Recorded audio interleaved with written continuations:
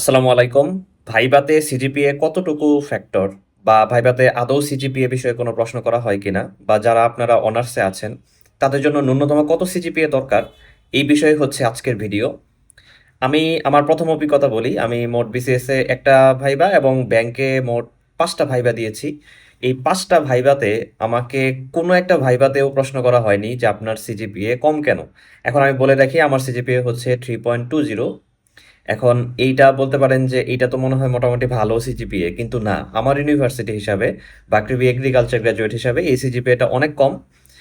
তো আপনারা যারা হচ্ছে চিন্তা করছেন যে 3.2 অথবা 3.5, মানে আমি বুঝাতে পারছি হয়তো যে মনে হচ্ছে যে আপনার 3.6 3.7 লাগবেই কোনো একটা ভাইভাতে, তা না হলে হচ্ছে ইমপ্রেশন খুব খারাপ হবে বা অনেক অনেক প্রশ্নের সম্মুখীন হবেন। কিন্তু বিষয়টা তা না। কারণ হচ্ছে চাকরির যখন আপনি ইন্টারভিউ দিতে যাবেন, তখন তারা হচ্ছে আপনার যোগ্যতাকে জাজ করবে। আপনি অনার্সে সিজিপিএ কত ভালো, কত কম, এইটা আসলে ম্যাটার করে না। হ্যাঁ, তবে হ্যাঁ, যদি আপনার সিজিপিএ খুবই কম হয়, হতে পারে সেটা 2.8, আবার হতে পারে যে 3.8 অথবা 3.9। আইদার আপনার হচ্ছে যদি খুব ভালো হয় অথবা খুব কম হয়, তখন হয়তো আপনি আসলে কিছু প্রশ্নের সম্মুখীন হতে পারেন। অনেক ভালো সিজিপিএ যাদের, তাদের ক্ষেত্রে আমি যেটা দেখেছি যে, আপনার তো অনেক ভালো সিজিপিএ, আপনি দেশের বাইরে যান অথবা হচ্ছে আপনি টিচারশিপের জন্য ট্রাই করেন। এরকম হচ্ছে কথা অনেক ক্ষেত্রে শোনা যায়। আবার যাদের হচ্ছে খুব লো সিজিপিএ, তাদের জন্য আমি তেমন কোনো প্রশ্ন আসলে কখনো শুনিনি যে জিজ্ঞেস করেছে যে, "আপনার সিজিপিএ এত কম কেন?" বা এরকম প্রশ্ন হয়নি। এখন কথা হচ্ছে, আমি যাদেরকে ভাইবা দিতে দেখেছি অথবা চাকরি পরীক্ষায় সফল হতে দেখেছি যে চাকরি হয়ে গেছে, তাদের মধ্যে ন্যূনতম সিজিপিএ কত? আমার এক পরিচিত বড় ভাইয়ের সিজিপিএ ছিল 2.85, এরকম সামথিং আরকি। আপনি একটু চিন্তা করেন, 2.8, এটা কিন্তু হচ্ছে অনেক বেশি কম আউট অফ 4। কিন্তু এখানেও কিন্তু খুব বেশি আসলে ম্যাটার করেনি যে সিজিপিএ কম তাহলে কি হবে? এবং সবচাইতে একটা বড় মিথ প্রচলিত আছে, সেটা হচ্ছে আপনি ব্যাংকে পরীক্ষা দিতে গেলে ন্যূনতম সিজিপিএ 3.00 বা ফার্স্ট ক্লাস যেটা, ফার্স্ট ক্লাস তো আপনারা বুঝতে পারেন যে 3 পয়েন্ট থেকে 4 পয়েন্ট এর মাঝখানে থাকলে হচ্ছে সেটাকে ফার্স্ট ক্লাস বলা হয়। তো ন্যূনতম সিজিপিএ ৩ লাগবেই, এরকম হচ্ছে আমরা শুনতাম। অ্যান্ড আমার একটা ফ্রেন্ডের ক্ষেত্রে এরকম ৩ এর একটু কম ছিল। তো সে হচ্ছে খুব ভয় পাচ্ছিল যে, আমার তো সিজিপিএ 3 থাকছে না, তাহলে মনে হয় আমার অনেক বড় ঝামেলা হয়ে যাবে। এটা আসলে সরকারি সেক্টরে না, এটা হচ্ছে প্রাইভেট সেক্টরে। মানে আপনি যদি প্রাইভেট ব্যাংকে যোগদান করতে চান, তখন হচ্ছে আপনার সিজিপিএ 3 পয়েন্ট লাগবে এবং সেখানে মেনশন করে দেয় যে সিজিপিএ ন্যূনতম ৩ থাকতেই হবে। এখন আপনি যদি কোনো কোম্পানিতে ঢুকতে চান, যে কোনো মাল্টিন্যাশনাল কোম্পানি বা কোথাও, এখানে তো সিজিপিএ আদৌ ম্যাটার করে না। অ্যান্ড অনেক ক্ষেত্রে মনে হয় যে আপনার সিজিপিএ যদি কম হয়, সেই ক্ষেত্রেই হচ্ছে তারা বুঝতে পারে যে আপনি হয়তো বেটার সার্ভিস তাদেরকে দিতে পারবেন। এটুকুও আসলে হয়। তো মেইন কথা হচ্ছে আপনাদের, আমি একদম স্ট্রেইট ফরওয়ার্ড বলে দেই, সিজিপিএ যার যেমন, আপনারা যারা হচ্ছে সেকেন্ড ইয়ারে আছেন, সেকেন্ড ইয়ার পর্যন্ত তো পুরোপুরি হচ্ছে সিজিপিএতে ফোকাস করবেন যতটুকু বেশি রাখা যায়। আর যাদের হচ্ছে থার্ড ইয়ার চলে এসছে বা থার্ড ইয়ারের শেষের দিকে, তাদের আসলে সিজিপিএ খুব বেশি যে ম্যাটার করবে ব্যাপারটা তা না। আপনার যে সিজিপিএ আছে ওইটাই বজায় রাখার চেষ্টা করুন। তবে দেখবেন যে ফার্স্ট ক্লাস থাকে কিনা, 3 পয়েন্টের উপরে থাকা। 3 পয়েন্টের উপরে থাকলে এক কথায় আপনার কোনো রকম প্রবলেম হবে না। যদি 3 পয়েন্ট আপ থাকে, আপনি কোথাও প্রশ্নের সম্মুখীন হবেন না।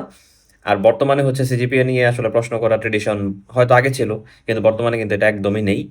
আর মেইন কথা হচ্ছে যে ভালো সিজিপিএ হলেই আপনাকে ভাইভাতে মার্ক বেশি দিবে, এটা কখনোই না।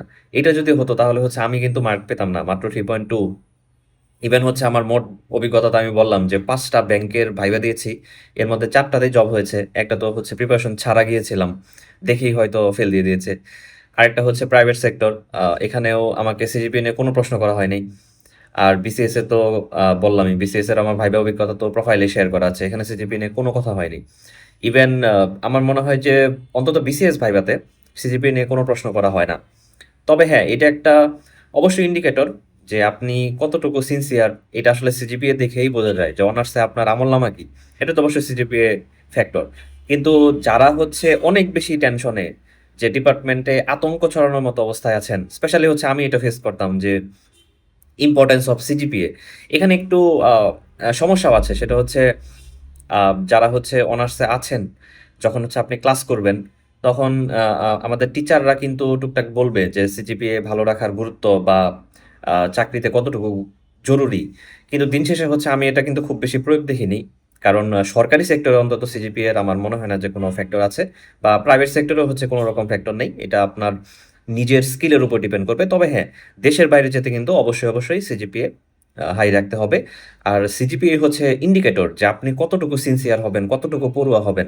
আমাদের ইউনিভার্সিটিতে যারা আছি আমরা কিন্তু মোটামুটি সবাই ভালো ছাত্র কম বেশি। এখন কার মধ্যে সিরিয়াসনেস কতটুকু, এইটা তো হচ্ছে আপনি সিজিপিএ ছাড়া অন্য কোনো কিছুতে জাজ করতে পারবেন না। তো নিজের স্যাটিসফ্যাকশন থেকেই এইটা একটু আপডেট রাখার চেষ্টা করবেন।